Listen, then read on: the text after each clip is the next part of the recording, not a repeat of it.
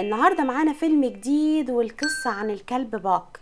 وبيبدأ الفيلم من مجموعة من أشخاص بيلاقوا الذهب في القطب الشمالي، والناس كتير بتروح تدور عليه ويدوروا على كلاب قوية عشان يقدروا يجروا عربياتهم على الجليد. ونشوف باك كلب القاضي، كلب ذكي جدا وبيلعب مع الناس وبيحبوه، وفي شخص بيشوفه وهو بيجري وبيقرأ إعلان عن الناس ان في عايزين يشتروا كلب مقابل فلوس. والكلب باك بيروح، الشغاله بتقول له روح صحي بنات القاضي، وبيفضل ينط على سرايرهم في كل مكان، والطباخين بيسمعوه وبيخبوا الاكل، لكن بيزعل ويعرف ان هم مخبيين عليه الاكل. وبيخرجوه بره المطبخ وبيلاقي القاضي واقف وراه وبيطلعه بره البيت. فباك بيحاول يدخل من الشباك وبيلاقي القاضي في وشه وبيزعق فيه وبيقول له خليك مؤدب. وباك بيلمح ارنب وبيجري وراه لحد ما يدخل وراه في الشجره، وبيرجع يشوف سفرة أكل حلوة قوي في الجنينة عشان عيد ميلاد القاضي وعازم ناس كتير، وبيتصور معاهم وفي بقه حتة فرخة. والقاضي بيبص على السفرة بيلاقي الأكل كله في الأرض والأطباق على بعض، وعشان يعاقبه سابه بره البيت. وباك بيشوف شخص بيناديه ورماله أكل جوه صندوق خشبي، وبيدخل ياكل والراجل بيقفل عليه وبيحاول ومش عارف يخرج. وبنعرف ان هو شخص اللي كان معاه الاعلان وباعه لحد تاني مقابل فلوس، وبعدين يحطه في القطر وبعدين بيشحنوه على السفينة. وفي شخص بيتعامل مع باك بوحشية وبيضربه وبيقول له ما سمعتش الكلام هيضربه كتير. وباك بيسمع الكلام ويبقى حزين، لكن بيحاول ما يستسلمش وبيشد السلسلة المربوط بيها وبيجري ويطلع على سطح السفينة، وبيلاقي نفسه في البحر. وبعدها السفينة بتوصل ألاسكا، وبينزل وبيمشي مع التاجر وبيتفرج على كل مكان، ورجله بتيجي على التلج ومش عارف يمشي. فبيجري من التاجر وبيخبط في جون اللي باع كل أملاكه، والآلة الموسيقية بتاعته بتقع منه وبياخدها باك ويديها له، وبيشكره جون جدا. ويجي التاجر وياخده تاني ويحطه مع الكلاب تاني عشان يبيعه. ويجي برو شغال في التوصيل وعايز كلبين، ولما بيشوف ان باك حجمه ضخم فبيقرر يشتريه ويمشي ويوصله عند فرانسو ومراته، ويعرف باك عليها. وبعدين بيعرفوا على الكلاب اللي هيشتغل معاهم وقائدهم سبيتس، ويبتدي يشرح لهم هيمشوا ازاي عشان يوصلوا البريد. والكلاب بتجر العربية، لكن باك مش عارف يمشي على التلج وعمال يتخبط. فبيشوف أرنب واقف فبيجري وراه، فالكلاب كلها بتقع وكمان العربية بتقع. فبرو بيقول لباك إن كلهم مرتبطين ببعض، ولو واحد وقع كله هيقع ويديله فرصة تانية، عشان باك مش متعود على الجري ده فمشي شوية وتعب. وبالليل كان بردان جدا، فدخل خيمة برو ونام جنبه. فرانسوا شافته وطردته ومشي وهو حزين. وفجأة بيشوف الذئب الضخم ده ويخاف ويخبط في كلب تاني، ويرجع يبص على الذئب تاني مش بيلاقيه، فبيعرف ان بيتهيأله. وبينام باك في حفرة من التلج، وتاني يوم الصبح بيكملوا طريقهم وعمال يتزحلق ومش عارف يجري. وسبيتس بيجري خلاه يتخبط في فرع الشجرة وكان قاصد وبيضحك. وبعدها بدأوا يسلموا البريد. وبالليل الكلاب كانت بتاكل، وباك بيشوف سبيتس بياخد اكل كلب بالعافية واخد اكله. ولما لقي الكلب التاني زعلان والكلب هوهو وبيقول له شكرا. والصبح سبيتس بيشرب مية ومش مخلي حد يشرب معاه، والكلاب كلها عطشانة. وباك فكر وكسر حتة من الجليد وكلهم راحوا شربوا. وسبيتس شرير بيبص عليه وبيتضايق منه.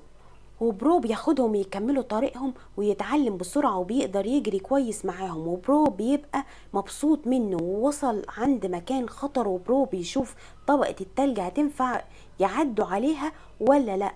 وفجأة التلج اتكسر تحت رجل فرانسوا ووقعت في المية، والمية سحبتها. وباك نط بسرعة وعرف يوصل لها وينقذها، لكن هو وقع في المية. وبرو بيدور عليه وبيحاول يكسر التلج ومش عارف، فبيلاقي حد بيديله عصاية عشان يكسر التلج، فبيبص بيلاقي باك جنبه فبيحضنه وبيفرح بيه جدا. وسبيتس متغاظ جدا، وفرانسوا قاعدة جنب باك وبتحكي له ان برو بيشتغل من سنين تسليم البريد وعمره ما سلم في ميعاده، لكن هو عنده ثقة ان انت هتساعده عشان يوصلوا البريد في ميعاده. وبتقول له وانا كمان عندي الثقة دي. وسبيتس مراقبه ومش طايقه، ويشوف باك ارنب وبيجري وراه والكلاب بتلعب معاه، وباك بيمسكه ويرجع يسيبه ويجري. وفجأة يمسك سبيتس الأرنب ويعضه في رقبته ويموته. ويبص الباك والكلاب وكلها بتخاف بترجع لورا، وسبيتس بيهجم على باك ويفضل يعض فيه ويضربه لحد ما يغمى عليه، ويهوهوا كلهم وبيشجعوه على انه يقوم. وفجأة بيفتح عينه وبيتخيل الذئب وكأن هو بيديله القوة، وبيقوم ويشوفه سبيتس وبيجري عليه عشان يضربه، لكن باك بيمسكه من رقبته ويرميه على الأرض ويحط ايده على رقبته وسبيتس بيستسلم.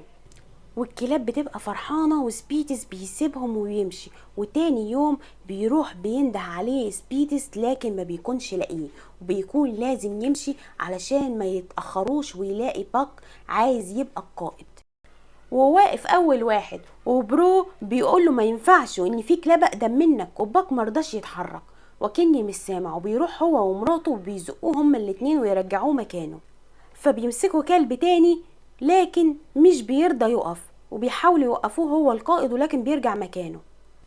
وبرو بيقول احنا كده هنتأخر، فبيقول له تعالى خلاص يا باك، وبيمشي بتناكة. وبعد ما بيبقى القائد ويبص للكلاب وبيجروا بسرعة جدا، وبرو بيشجعه لكن بيحصل فجأة انهيار جليدي، وبرو بيقول باك ادخل شمال لكن مش بيسمع كلامه، ويلاقي الذئب وقف وتحتيه نفق، فبيروح داخله وبيجري بأقصى سرعة وبيخرج الناحية التانية ويقدروا يوصلوا البريد في ميعاده، وكل الناس بتبقى مبسوطة.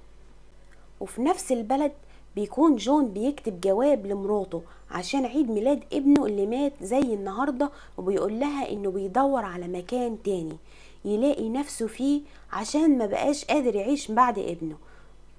وتاني يوم بيروح بسرعة عشان يدي الجواب لبرو، وباك بيلمح الجواب معاه فبيقف برو، فبيقع على وشه برو، فبيقول له ممكن تاخد الجواب ده معاك، بس بيقول له ميعاد استسلام الجوابات عدى. بس باك بيروح ياخده منه ويديه لفرانسوا، ويوافق برو وبيقول له ده يوم حظك لان انا بحب باك ومش برفض له طلب. وبيروح جون لباك وبيشكره وبيقول له دي تاني مرة اشكرك فيها. وبعدين باك بيمشي في طريقه، ولما بيوصلوا برو بيستلم جواب فصل من الشغل وبيضطر يبيع الكلاب، ويقول لباك خلي بالك من نفسك ومن الكلاب اصحابك. وبيبقى حزين وبيجي شخص اسمه هال ويشتري باك وفريقه ويربطهم في العربية عشان يسحبوها، وجون بيبقى واقف شايفهم وهم مش عارفين يسحبوا العربية، فالمساعد بتاعه بيقول له اضربهم عشان يمشوا، فجون بيمنعه ويقول لهم التلج مغطي عجل العربية ولازم يتشال، وبيقول له لو رايح عشان يشوف الدهب فيروح في الربيع والتلج يدوب عشان النهر متجمد، ومع وزن العربية فمن السهل ان طبقة الجليد تتكسر وكلكم تموتوا. لكن هال مش بيهتم بكلامه وبيمشوا في طريقهم، والكلاب مش قادرة تمشي عشان وزن العربية وبيقعوا كلهم، وهال بيضربهم بالكرباج.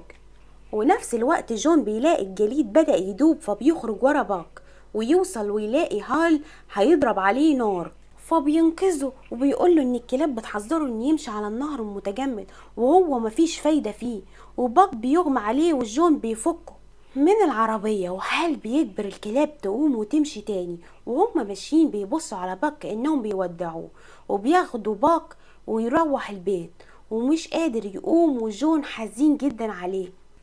وبعد يومين باك بيقوم وبيدور على أصحابه، فبيقول له انت نايم بقالك يومين والتلج بقى مية، وباك بيبص له وساكت. وبعدها جون بيروح الحانة وباك بيدور عليه ويلاقيه وبيشوف هال بيضرب جون ويقول له كل الكلاب هربت ان خسر كل فلوسه، فبيدخل باك بسرعة ويهجم على هال عشان ما يضربش جون تاني، بس في ناس بتمسكه وفي شخص مهم في الحانة يقوم عشان يحكم بينهم، لكن بيلاقي السلاح مع هال فبيطردوا من المكان، وجون وباك يرجعوا البيت عشان يشرب جون، لكن باك بيوقع له الكوباية وياخد الإزازة ويدفنها في التلج ويقعد عليها كمان، وجون بيقول له قوم وهو ولا هنا كأن كلام مش عليه، وبيقعد جنبه ويحكي له عن ابنه وكان عايز يروح لمكان بعيد عشان كان مهووس بالمغامرات، ويشاور له على المكان اللي كان عايز يروح هو وابنه فيه، وقال له احنا هنروح الرحلة دي سوا.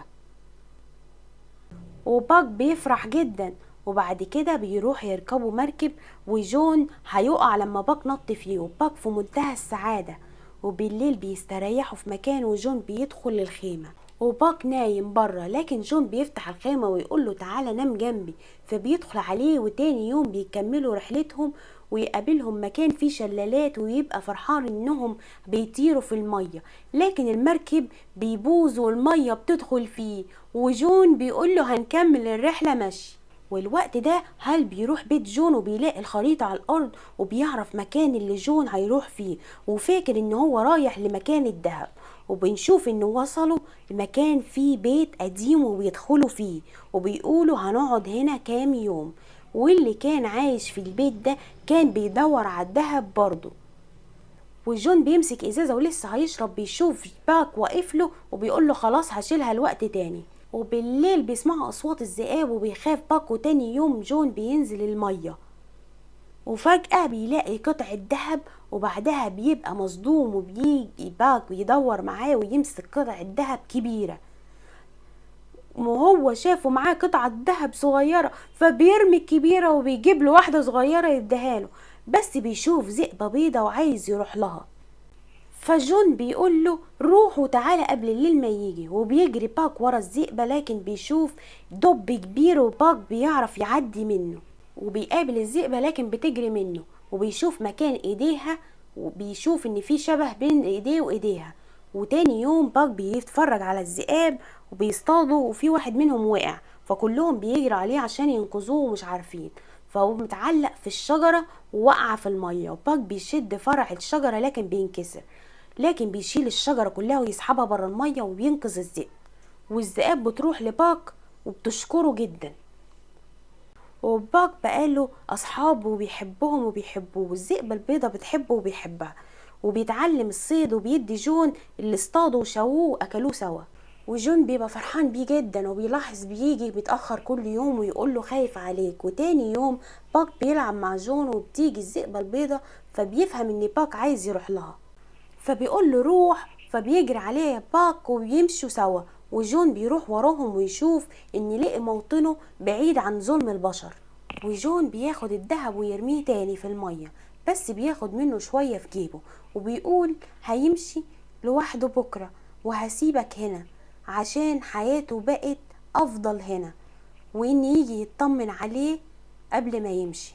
وبالليل جون بيسمع صوت ويطلع يشوف فيه ايه، فبيلاقي حد بيضرب نار واللمبة بتقع وتحرق جزء من البيت. وجون بيشوف هال ويحاول ياخد منه البندقية، لكن بيضربه في بطنه ويقول له فين الذهب، فجون بيديله الذهب اللي في جيبه.